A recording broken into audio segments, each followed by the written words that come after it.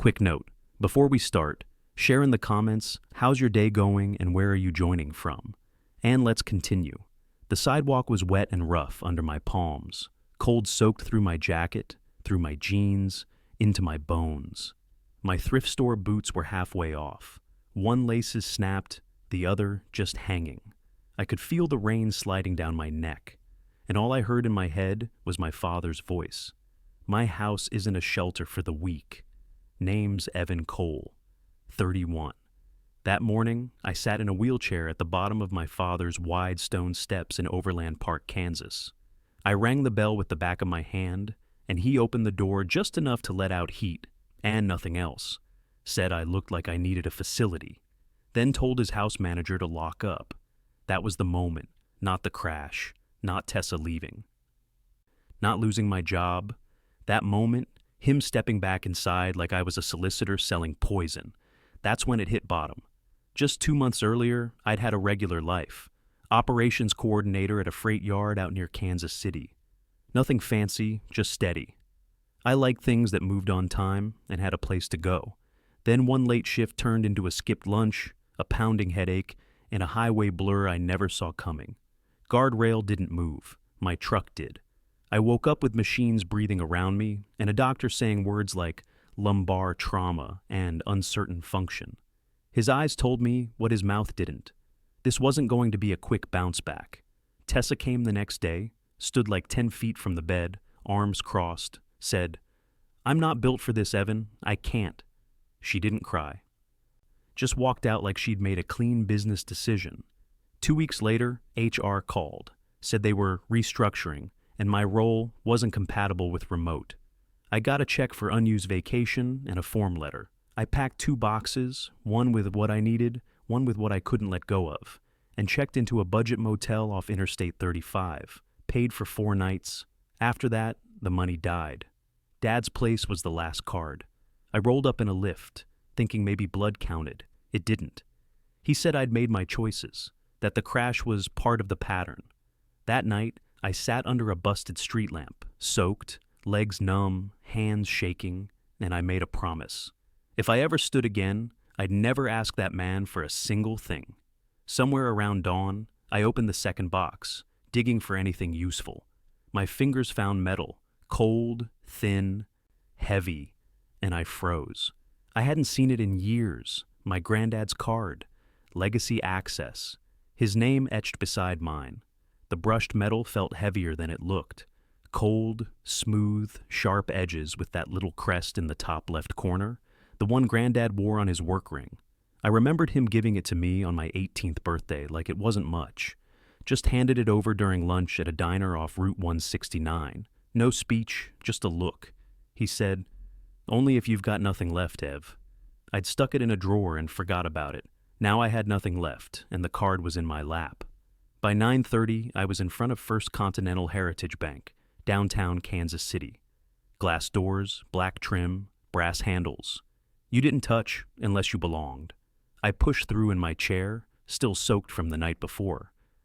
Clothes stiff with dried rain and failure, the place smelled like cold marble and expensive perfume. I rolled to the teller with no plan, just the card in my hand. She didn't even look at me until I held it up. The second her eyes landed on the crest, everything shifted.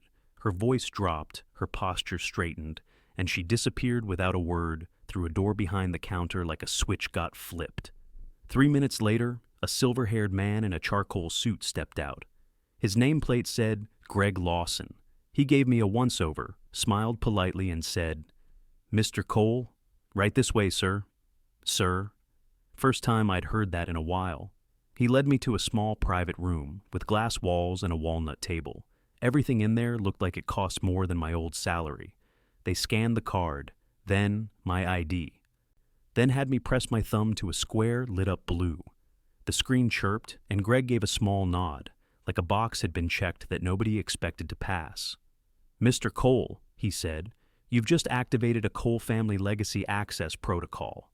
Your credentials are tied to a trust. Full access, sole beneficiary, no restrictions." He turned a monitor toward me and let it load. I braced myself. For what, I didn't know.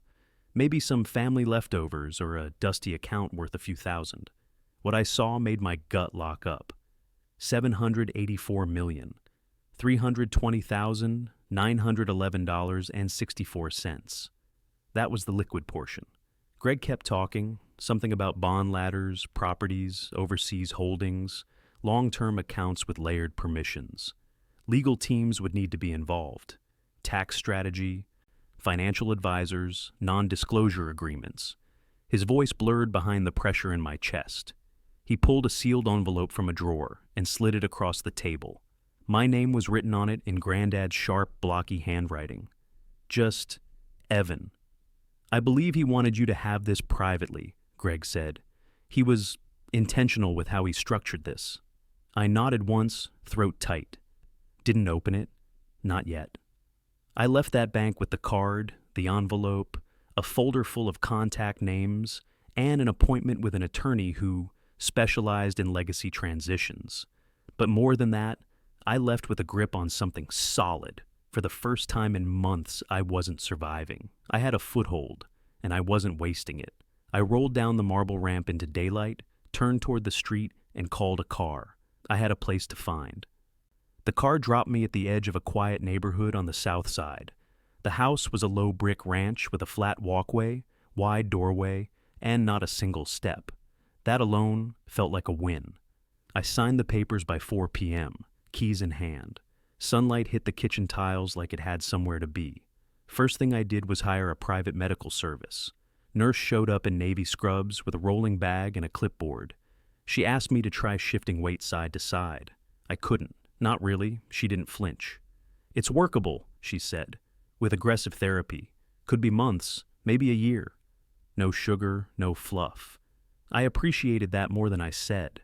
I didn't touch the bulk of the trust, just enough to order the basics: parallel bars, a pulley rig for arm strength, a plain stationary bike that stared back like it knew I'd hate it. They installed everything by the end of the week. I sat and watched, arms crossed, hating every second of how much help I needed to even start. Then came Laura Benton. She knocked, let herself in when I yelled from the back room, and introduced herself like she'd been doing this job long enough to skip the awkward. Brown hair pulled back, clipboard in hand, eyes that scanned like a drill sergeant, and a voice that didn't waste time. "I'm going to push you, Mr. Cole, not break you, but close," she said. "You ready?" "I don't have a choice," I told her. "Everyone has a choice," she said. "You showed up. That's one." The first session, I tried to shift upright using my arms, engage my hips, hold position. My hands shook so bad I couldn't get a grip on the bar. Sweat ran into my collar, even though the room was cool. My shoulders felt like they were on fire. "Pain means your nerves are talking," she said. "That's not the worst thing." That night, I didn't sleep. Just laid there staring at the ceiling, wondering if I'd signed up for false hope. Some nights after that, I hated the setup. Other nights, I hated myself worse for needing it. I kept the sealed envelope from Granddad on a shelf above the bars, right in my eye line. I didn't open it. That wasn't the finish line yet. It was the reminder. Groceries showed up every Tuesday. A teenager from the next street mowed the lawn for cash. I didn't go out, didn't need to. I started to learn what a morning felt like when there wasn't a freight yard whistle dragging you out of bed at 5 a.m. The quiet buzz of the fridge replaced the old screech of forklifts. Felt wrong at first, then it didn't. 2 weeks in, I managed to hold myself upright for 2 full seconds, not leaning, not faking. Laura clapped once, sharp and clean. "There you go," she said. "That's yours." That night, I didn't hear the crash in my dreams. The next few weeks stacked themselves like freight, same routes, same weight. Mornings started early with Laura knocking sharp at the door, clipboard in one hand, coffee in the other. My body still hated movement, but the numbers on the wall started changing. One morning, mid-egg bite, my phone buzzed. Just a line from Tessa. "I'll send a list for the rest of my things." No greeting, no question, no visit. I stared at it for 3 seconds and shut the screen off. 2 days later, her sister left a voicemail. I didn't even know she had my number. "You can't expect people to carry your pain forever," she said. "You need to be realistic and stop dragging others down." I deleted it before she finished the sentence. Dad never called, not once. But Philip, his house manager, Sent a message through the email I forgot I'd left on a form somewhere. Mr. Cole wishes you well, but cannot accommodate long-term support. That word, accommodate, rattled around my skull, like I was a request that didn't fit the menu. I hired a dietitian who meal prepped by the numbers. High protein, low sodium, enough carbs to get through therapy. Then I added a counselor to the team, a man in his 50s with sharp eyes and no interest in pity. You're not useless, he said the first day. You're injured. That's different. I wanted to roll my eyes. Sounded like something you'd find stitched on a pillow in a hospital gift shop. But it stuck. Laura didn't care if I was in a mood. She showed up with a plan every day, no exceptions. The third Monday, she started timing my bar holds with a stopwatch. 3 seconds, she said. That's where we start. 3's a joke. Then beat it, she said, and clicked the timer. I hit 3, then 6, then 9.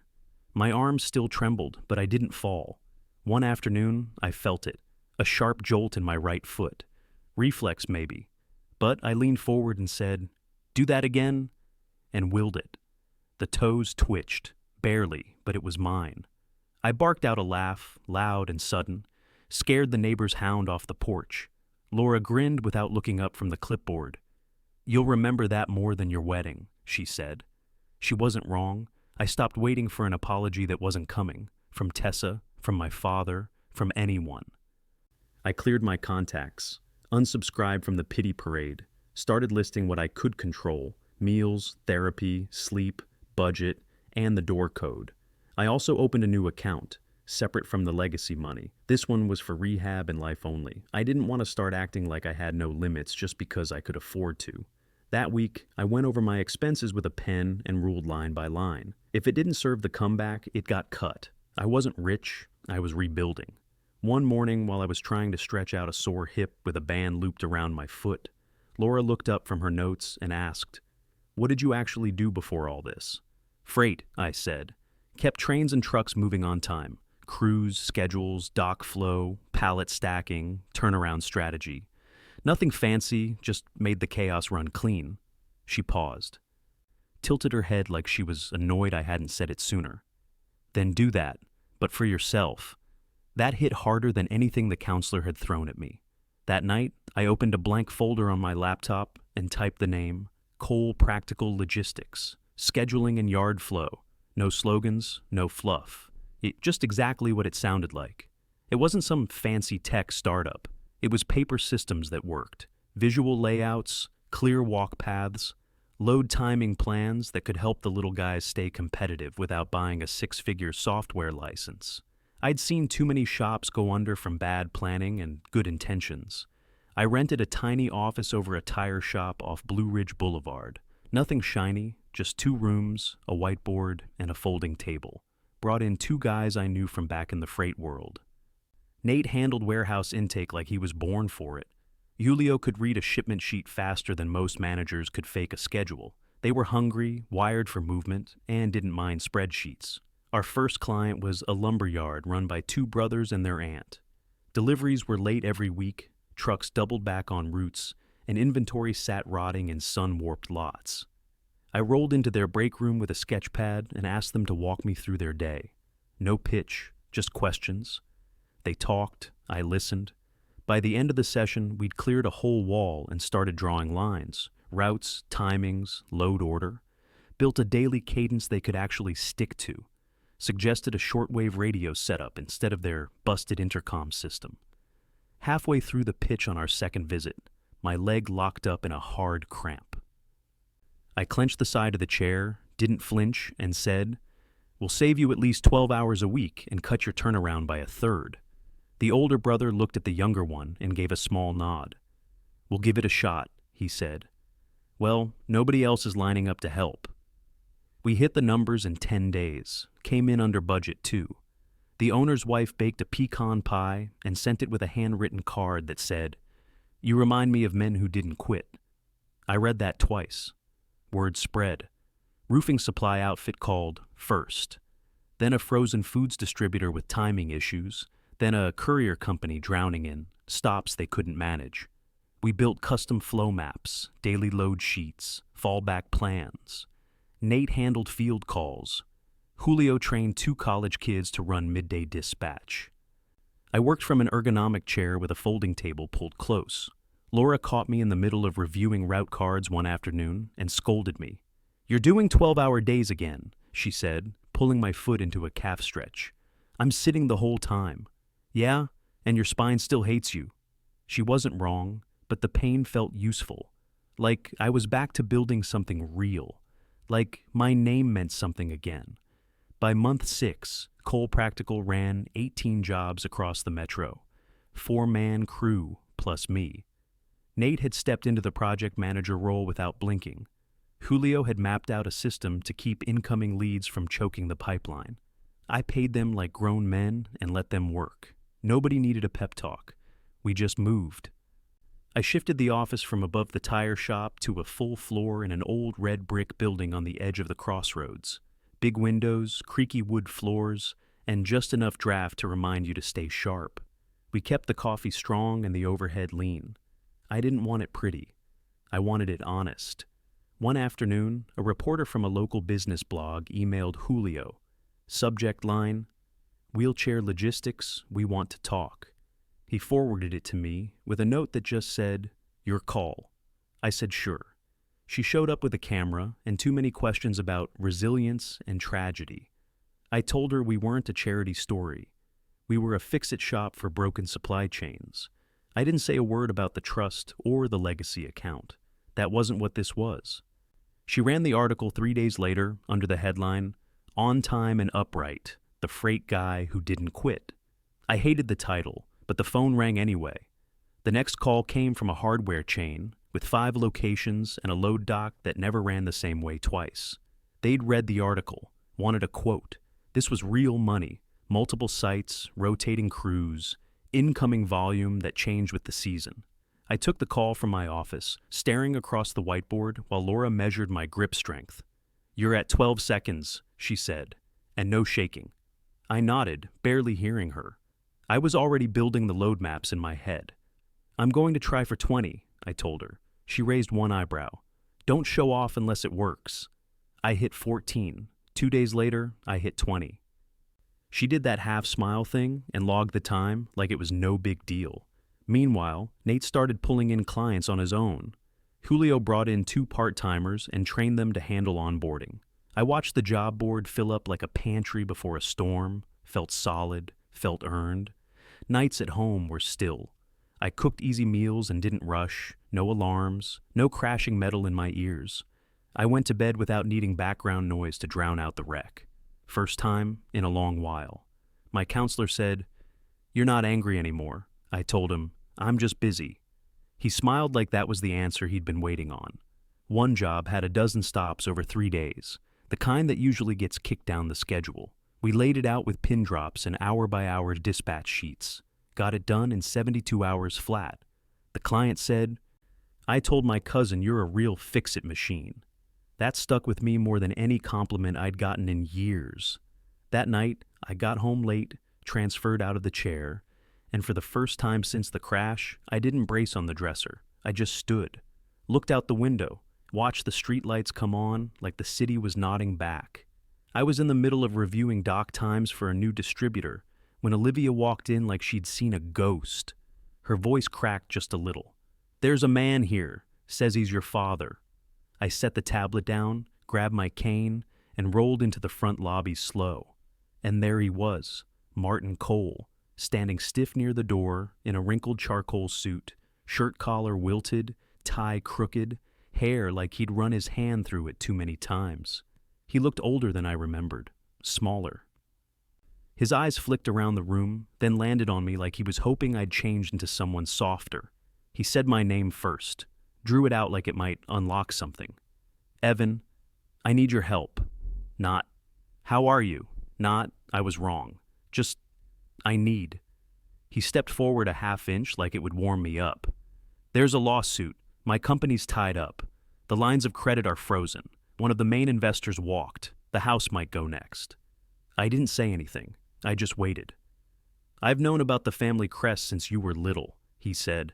"I figured you had access. People talk at First Continental." Then came the ask, calm, like business. Just a bridge loan, he said. Few million to cover the gap. I'll pay it back. Like he was asking for a spare wrench. I gripped the cane tighter and took one breath through my teeth. I was in a chair under your portico the night you locked the door, I said. In the cold, rain in my jacket, you looked me in the eye and told the help to lock up. He looked down at the floor like it might save him. I was under pressure, he said. I was under machines, I snapped. You don't get to come here and say pressure like we were even. His face shifted then, like something cracked open. He dropped to his knees right there on the lobby rug. I'm begging you, Evan, he said. Please. I didn't know what to do back then. He looked up, eyes red, flicked toward the lock on the door like he couldn't help himself. Old habits. And for the first time in my life, I felt absolutely nothing for the show. No heat, no hate, just quiet. I pushed myself upright with the cane and stepped forward. You taught me what doors are for, I said. You walk through them or you close them. You made your choice. Security glanced over from the desk, half standing. I waved them off. My father got to his feet slow, wiped his face with a hand that shook, and didn't say another word. He walked out through the glass double doors without turning around. The air in the room felt different when they shut behind him. Not cleaner, just lighter. Like a window finally opened. The morning after he left, I came into the office early. No cane, no noise, just me and the silence. I stood in the middle of the room for no reason except that I could. The space felt clearer somehow, like I'd vacuumed out something invisible.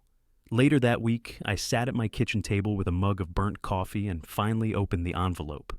Granddad's handwriting was just as I remembered it, angled, steady, no wasted loops. It said, "If this finds you, it means you kept going. Proud of you, Ev.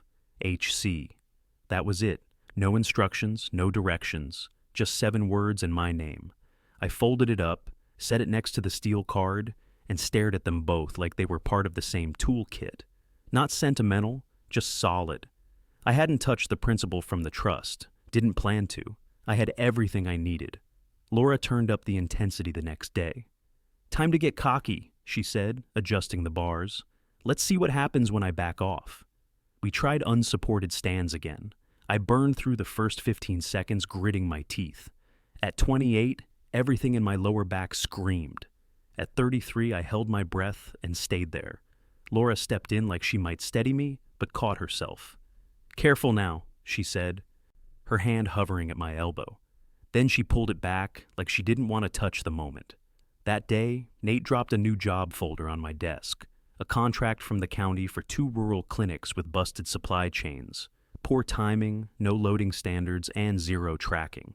4 days later, it was fixed. No drama, no reroutes, just handled. The calls started changing tone after that. People weren't coming to us in panic anymore. They were planning ahead, getting smart, wanting systems built before things broke. It meant something. My counselor leaned back in his chair during our next session and said, "You don't seem interested in their approval anymore." "I'm not," I told him. "I just need their pickup times accurate." He let out a low laugh. "That's better than healed. That's clean." I didn't argue. Sleep started coming like it used to. No alarm in my chest, no crash in my ears. I woke up one morning with sunlight on my face and an appetite. Made pancakes just because I felt like it. That afternoon, I got a text from Tessa. "Congrats on the article." No punctuation, no heart. Just that. I didn't answer, didn't block her, just left it on red and went back to checking route overlap on the new board. That Friday, the office emptied out for lunch. I stayed back, walked slow into the middle of the room, and stood. No brace, no cane, no panic. Hands at my sides, breath steady. Clock ticked, my legs held. I didn't fall. 2 weeks later, I asked Laura to drive me up to the cemetery on the north edge. She didn't ask why, just handed me my good cane and waited by the truck. We rolled slow through winding rows until we found him, Henry Cole. His stone was simple, gray, unpolished. The words under his name said everything. Steady hands, steady heart. Wind pushed through the trees like it had someplace else to be. I stood there for a second, steadying my weight. Then I knelt. Slow, careful, one hand on my knee. No panic, no brace. Just control. "I made it, Granddad," I said. "Didn't take the easy way out. Kept the business clean, honest, just like you did. I told him about the shop, the clients, the system we'd built from nothing, how it actually worked. I didn't dress it up. He wouldn't have wanted that. I told him the truth, that it was hard, that some days I wanted to snap every bar in half. But I kept showing up. Laura gave me space, stood back, arms crossed, letting me have the moment. After a while, she walked up behind me and laid a palm on my shoulder. Not heavy. Not soft. Just steady. I didn't say thanks, didn't need to. On the way back, we stopped at a burger shack off the highway. Booths inside were ripped up, so we ate in the truck with the windows cracked. Fries burned my tongue in a good way. Neither of us talked much. That was fine. We'd already wrapped the official physical therapy. She'd handed my chart off to a colleague at a clinic near my office, said I didn't need her daily anymore. But that day, she stayed longer. After she helped stretch my legs and checked my gait, she didn't leave. We watched a ball game on mute, just the soft buzz of the TV filling the space. When you're ready to try living, she said, I'm here. She didn't mean move in, or fall in love, or any of that scripted nonsense. She just meant life. Days that didn't revolve around injury charts or progress trackers. A full breath, a step forward. I might be getting close, I said. She gave a short nod, eyes on the screen, like I'd just agreed to fix a bad route map. No pressure, no deadline. A week later, my attorney called, said my father had filed for bankruptcy, personal and business. Said the court froze everything. I waited for a feeling, a spike of something, pride, guilt, revenge. But there was just stillness, like a room finally cleared out. I didn't gloat, didn't drive past his place, didn't tell a soul. Instead, I signed off on a delivery plan for a grocery chain with 3 cross docks and a rotating crew of part-time loaders. Nate said the plan was tight. Julio added a backup loop just in case. That night, I went home, made rice and roasted carrots, and slept 7 hours without waking once. The world still didn't owe me anything. But, for the first time in a long time, it didn't feel like it was trying to shove me off the curb either.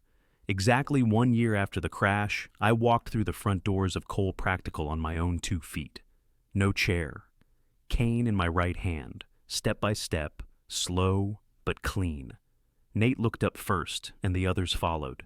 Somebody clapped, then all of them did. Not loud, not dramatic, just the kind of applause you give when a job gets done right and on time. Laura stood near the back wall, arms crossed. She didn't say anything until I was halfway across the floor. Then she brushed the side of her eye with her thumb and muttered, "Still stubborn." I grinned. I had a good teacher. Behind my desk, framed in plain black wood, hangs Granddad's note, 7 words. If this finds you, it means you kept going. I read it every morning, out loud, even if no one's around. It's not for motivation, it's for direction. We're 5 full-timers now, plus 2 on-call runners. The board's steady. We're not flashy. We don't chase headlines or expansion. We just fix things. Small shops, local haulers, city contracts, rural loops. Nobody's too small. Nobody's ignored. Clients know we show up and we listen. That's the whole thing. When reporters call for follow-ups, I keep it short. We help people get their days back, I tell them. That's enough. The bank offered a private wealth manager last quarter. I passed. I keep the bulk of the trust where Granddad put it. It works just fine without me tinkering. I draw what I need, nothing more, and I never mix it with business. Cole Practical earns what it spends. Most nights, Laura and I sit on my porch after she swings by for a maintenance check. Shoes kicked off, 2 iced teas sweating on the rail. We talk weekend plans, dumb show recaps, who cooked what.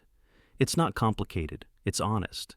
I don't hate my father, I don't spend energy there. I know who he is and how far he can reach. That's enough. I learned the shape of his limits and chose not to live inside them. Quiet justice doesn't come with a loud speech or a final shove. It's walking past the same door that once shut in your face and not needing it anymore. I don't knock, I don't wait, I don't wonder. I got my name back, my legs under me, my crew, my shop, my life with structure again. And every morning, I unlock that office door, flick the lights on, and check the schedule like it's a contract with the day. Because if I say I'll show up, I do, and that's enough for a man like me. Before we wrap up, Don't forget to leave a like, subscribe, and drop a comment. Even something as simple as great story means a lot to me.